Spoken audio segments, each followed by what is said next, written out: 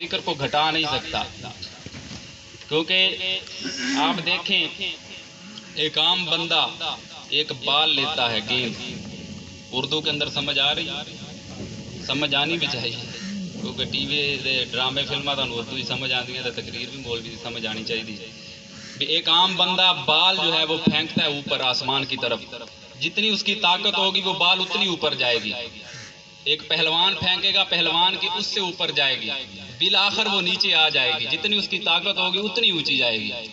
تو اللہ تبارک و تعالیٰ کی طاقت کی کوئی انتہا نہیں ہے کہ اس نے کس چیز کو کتنا بلند کرنا ہے، اس کی طاقت کا کوئی انتہا کوئی نہیں ہے، کوئی اندازہ نہیں لگا سکتا۔ تو اللہ فرما رہا ہے وَرَفَعْنَا لَكَ ذِكْرَكَ، اے محبوب ہم نے تیرے ذکر کو بلند کر دیا۔ جب اللہ کی طاقت کی انتہا نہیں تو محبوب کے ذکر کی بلندی کی بھی کوئی انتہا۔ تو حضور کو ہمارے ذکر کرنے کی کوئی ضرورت نہیں ہے، حضور کو ہم کوئی فائدہ نہیں پہنچا رہے، یہ ہم اپنے آپ کو ایک فائدہ پہنچا رہے ہیں۔ اب آئیے موضوع کی طرف، ہم نے قرآن مجید کی آیت مبارکہ تلاوت کی۔ اللہ تبارک تعالیٰ نے ارشاد فرمایا قد جاءکم من اللہ نور و کتاب مبین، تحقیق تمہارے پاس آیا ایک نور اللہ کی طرف سے اور کتاب مبین۔ علماء نے، تمام مفسرین کرام نے روح المعانی اٹھا کر دیکھیں، روح البیان، کوئی بھی تفسیر بیضاوی شریف اٹھا کر دیکھیں، تمامیوں نے یہاں پر نور کا معنی جو لیا ہے وہ حضور علیہ الصلوۃ والسلام کی ذات بابرکات ہے، کہ یہاں پر نور سے مراد حضور علیہ الصلوۃ والسلام کی ذات ہے۔ ہم کوئی بشریت کے مخالف نہیں ہے کہ حضور بشر نہیں ہے، ہم بشر بھی حضور کو مانتے ہیں لیکن نور بھی مانتے ہیں، اس کے اوپر آگے دلائل آ جائیں گے۔ لیکن بشر کوئی عام بشر نہیں ہم مانتے، یہ نہیں کہ کوئی کہے کہ ہمارے جیسا ہی تھا، نہیں، بلکہ ہم بشر بھی وہ مانتے ہیں کہ افضل البشر مانتے ہیں۔ تو اللہ تبارک و تعالیٰ نے فرمایا کہ تحقیق تمہارے پاس اللہ کی طرف سے کیا آیا جی؟ نور آیا۔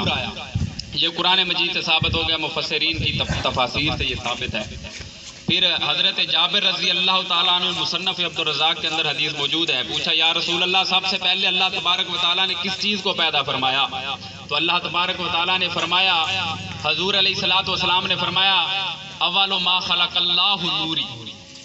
یہاں پر کئی لوگ پڑھتے ہیں اول ما خلق اللہ نوری، ہے نوری خالہ کا فعل ہے، فعل کے بعد جار نہیں آتی، خلق اللہ نوری، کہ اے جابر سب سے پہلے اللہ تبارک و تعالیٰ نے تیرے نبی کے نور کو اپنے نور سے پیدا فرمایا،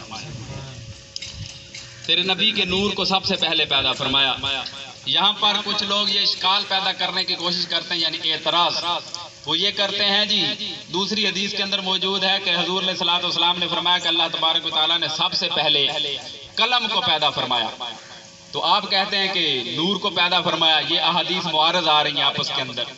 میں نے کہا کوئی معارض نہیں آ رہی، اگر آپ حدیث کو غور سے پڑھیں، حدیث کو اور مکمل پڑھیں، یہ نہیں کہ حدیث ہے ایک ٹوٹا پڑھیا تو ایک ٹوٹا چھڑ دیتا، ایویں نہیں، گنڈ تروپ نہیں، پوری حدیث پڑھو۔ حضور علیہ الصلوۃ والسلام نے فرمایا جب اللہ تبارک و تعالیٰ نے قلم کو پیدا فرمایا، اللہ تبارک و تعالیٰ نے فرمایا قلم لکھ، تو قلم نے عرض کی یا اللہ کیا لکھوں؟ تو اللہ تبارک و تعالیٰ نے فرمایا وما کان وما یکون، جو کچھ ہو چکا ہے وہ بھی لکھ، جو کچھ ہونے والا ہے وہ بھی لکھ۔ اب جو کچھ ہونے والا تھا وہ تو لکھنا تھا قیامت تک کے لیے قلم نے، جو کچھ پہلے ہو چکا تھا وہ کیا تھا؟ یہاں پر مدارج النبوہ اٹھائیے دوسری جلد پہلے باب کے اندر شیخ عبدالحق محدث دہلوی یہ لکھ گئے کہ جو قلم کو اللہ تبارک و تعالیٰ نے پہلے حکم فرمایا کہ پہلے لکھ جو ہو چکا ہے وہ نور محمدی تھا، جس کو لکھنے کا اللہ تبارک و تعالیٰ نے حکم فرمایا تھا۔ اول ما خلق اللہ نوری، یہ حضور علیہ الصلوۃ والسلام کا نور ہی تھا جس کو اللہ تبارک و تعالیٰ نے سب سے پہلے پیدا فرمایا۔ پھر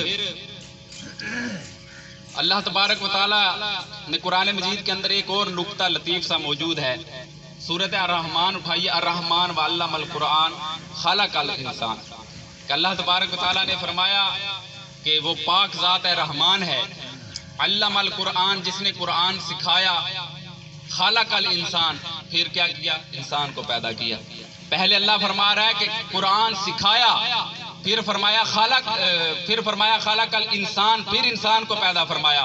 پہلے قرآن سکھایا پھر انسان کو پیدا فرمایا، انسان تو بعد میں پیدا ہو رہا ہے، قرآن کس کو سکھایا؟ قرآن کس کو سکھایا؟ وہ وہی نور محمدی تھا، روح محمدی تھی جو رب کی ذات کے پاس وہاں پر لامکان کے اندر موجود تھی، جس کو اللہ تبارک و تعالیٰ نے قرآن سکھایا۔ سبحان اللہ بھی تھوڑی